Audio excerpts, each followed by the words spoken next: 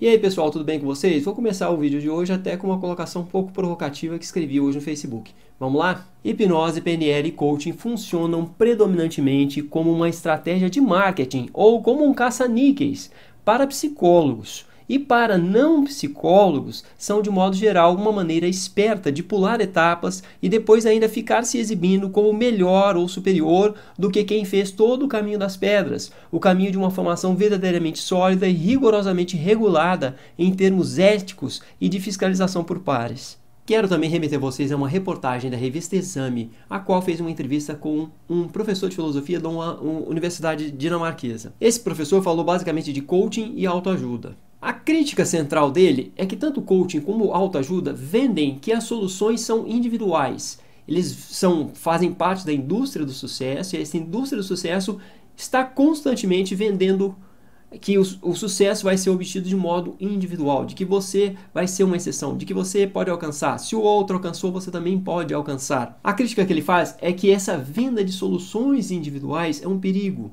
É um perigo porque as soluções não são individuais. É um perigo porque o individual é um efeito, não é o determinante do que somos. A individualidade é um efeito, não é a determinação do que somos ou do que vamos obter nessa vida. A individualidade, em boa medida, é um efeito das interações com outras pessoas, das interações que se dão na coletividade. O que sentimos é efeito, é resultado dessas interações. Há um papel muito forte de determinação que é sempre exterior, que é sempre de uma coletividade, que está sempre calcado na história, na coletividade. Essa questão, esse ponto que muitos colocam de que vai se alcançar o sucesso sem base nenhuma, de que o sucesso vai brotar, de que a criatividade é simplesmente o resultado, talvez, de uma obra mais individual, isso é ilusório, isso não é verdade. A criatividade vai brotar de uma interação muito intensa com os outros, com as outras pessoas, com o que já foi produzido. Então o ponto central da crítica dele é esse. Eu acho que ainda podemos alçar a crítica para outros níveis, que é esse nível mesmo da própria explicação, da explicação de como surgem, por exemplo, o otimismo, que é muito vendido também pela autoajuda. O otimismo é o resultado, o otimismo não causa sucesso ou coisa similar. O otimismo já é o resultado de interações que estão sendo satisfatórias, de interações que estão sendo prazerosas. Elas produzem otimismo, porque o otimismo é um sentimento. Sentimentos, comportamentos, sensações são todos resultados de interações, são todos resultados de como estamos interagindo com o outro, com outras pessoas, com o ambiente social. Claro que numa relação de ajuda, o que vai ocorrer? Na relação com um psicoterapeuta, na relação até mesmo com uma pessoa que está se auto-intitulando como coach, nessa relação é importante que o acompanhamento seja contínuo, é importante que quem esteja no papel de cuidador, no papel de quem está ajudando, se coloque de uma maneira que de fato faça com que o outro possa responder de maneira satisfatória nessa relação. O que eu estou querendo dizer? Que uma relação de ajuda produz regras, existem algumas regras e algumas estratégias que são produzidas nessa relação e que a pessoa que está sendo ajudada vai atrás, a partir do momento em que ela concorda, acha interessante que aquelas regras devem ser seguidas, que ela deve fazer aqueles comportamentos que estão mais ou menos ali planejados, determinados, ela vai atrás e começa a fazer e volta para ver se deu certo. Ela vai, testa e volta no contato, na conversa com essa pessoa que está ajudando, que no caso aqui eu vou colocar como terapeuta. O terapeuta está ajudando, então o terapeuta recebe, foi lá, fez, como é que foi e tal. É nessa relação constante de tentar elaborar estratégias que estão muito voltadas para as condições específicas daquela pessoa. Então, essas estratégias, elas têm que, em boa medida, também serem individualizadas. Não basta que essas estratégias se transformem em soluções prontas. Se transformarem em soluções prontas, soluções para o sucesso, receita de bolo para o sucesso ou coisa similar, aí começa a se perder, porque começa a se trabalhar muito no atacado, começa a se perder a noção de que ali tem um indivíduo específico que precisa ser ouvido muitas vezes por horas e horas, que precisa ser ouvido de forma mais intensa, intensificada. Claro que em grupo, se essa escuta for bem feita, for bem qualificada, se você tiver um profissional que tem condições de ouvir de forma qualificada, que é experiente nesse sentido, ele pode trabalhar isso em grupo e ele pode também ir absorvendo e se aproveitando das experiências dos outros membros do grupo. Outros membros ali com as suas experiências, de como eles já interviram na realidade, dos resultados que já obtiveram, também podem ajudar a pessoa na qual está sendo o foco da fala, na qual está sendo o foco da ajuda. Porque num grupo você pode trabalhar com instruções gerais, você pode trabalhar com psicoeducação, você pode trabalhar de certo modo com treinamento e chamar tudo isso de coaching, convenhamos, é uma gourmetização. Porque o que estão chamando hoje de coaching é orientação psicológica, porque não é uma psicoterapia, as sessões são mais limitadas e planejadas, então tem um fim, são sessões, muitos dizem que são no máximo 10 sessões em grupo. Isso é o que? Orientação psicológica de grupo ou trabalho de psicoeducação de grupo. Então utilizar a palavra coaching é mais uma palavra que está em voga, uma palavra que está na moda. E uma palavra que quando utilizada ela está tendo um efeito de chamar a clientela. Então, quando o psicólogo começa a colocar isso como centro da sua prática, começa a colocar coaching, hipnose, PNL, EMDR, quando começa a colocar essas técnicas, que são somente mais algumas técnicas, num repertório numeroso, um repertório imenso da psicologia, da história da psicologia, quando começa a colocar essas técnicas na frente do nome de psicólogo, do título de psicólogo, começa a se intitular mais com esses termos e começa a trazer isso na frente de tudo, enfatizando essas técnicas,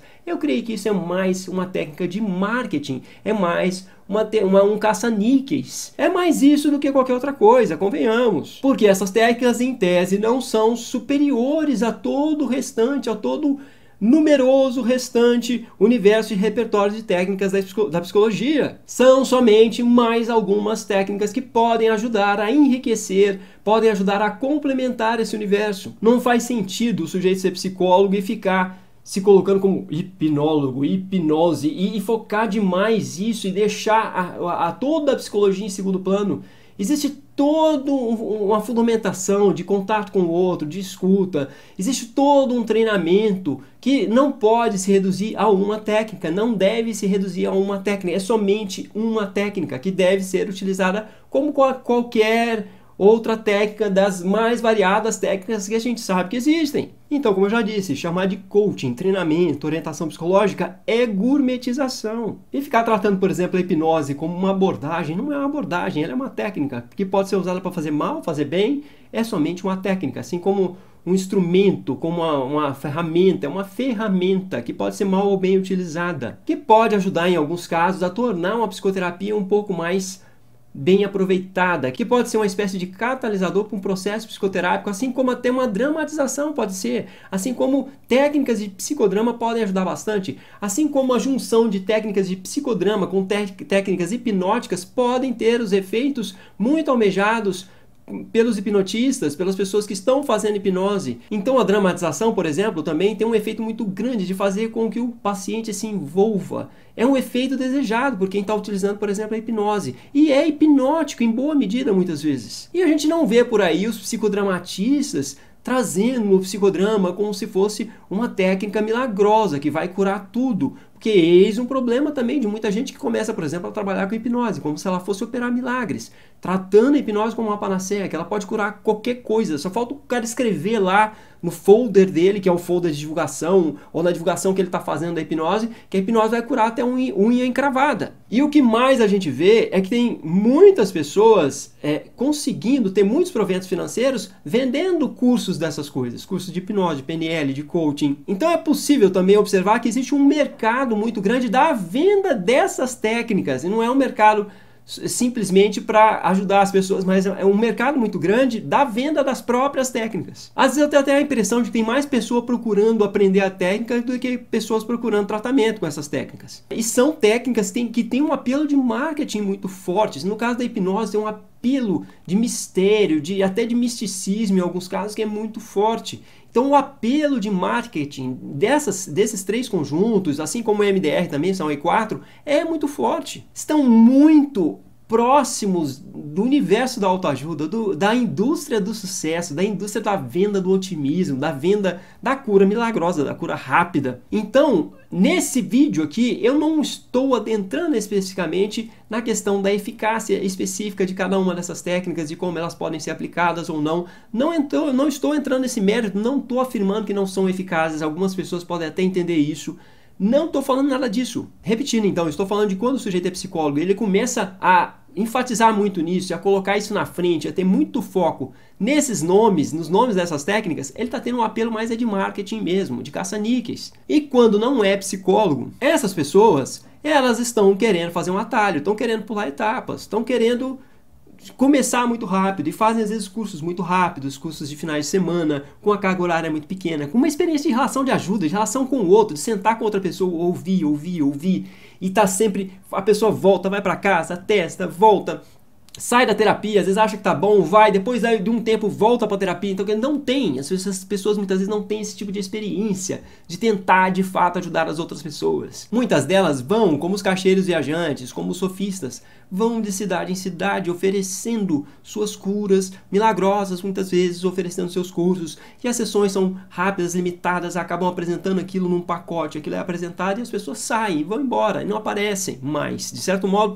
me passa muito esse universo, a atmosfera desse tipo de coisa, para mim é mais essa. E aí, é claro, você chega com um pacote, você vende seu pacote, a pessoa compra, sai, volta para a vida, e você sai para outro lado, para fazer outra coisa, para encontrar uma outra clientela, para renovar a sua clientela, porque você vai renovando clientela, você vai de cidade em cidade, você vai fazendo encontros e mais encontros com públicos diferentes, e assim você vai tendo uma clientela que vai se renovando. E aquela história, guru nunca pode ser de dentro, ele tem que ser sempre de fora. Por isso que você chega de outra cidade, chega de outro país, é sempre algo que vem de fora, nunca é de dentro. Porque se você vai convivendo com o guru, você vai percebendo que ele não é guru, que ele é como já ouvi dizer inclusive, que ele é um bosta como você. Então o guru, ele chega com uma novidade, ele chega de fora, ele chega com uma aparência que impressiona. Ele chega impressionando, vende, faz o pacote dele, tem toda a oratória, tem todo o show que ele vai exibir e sai fora. Porque se ele ficar muito tempo, você vai se dar conta de que ele também tem as dificuldades que você também tem. E que a gente está ralando ali mais ou menos no mesmo nível. E o psicólogo que está batalhando com a clientela fixa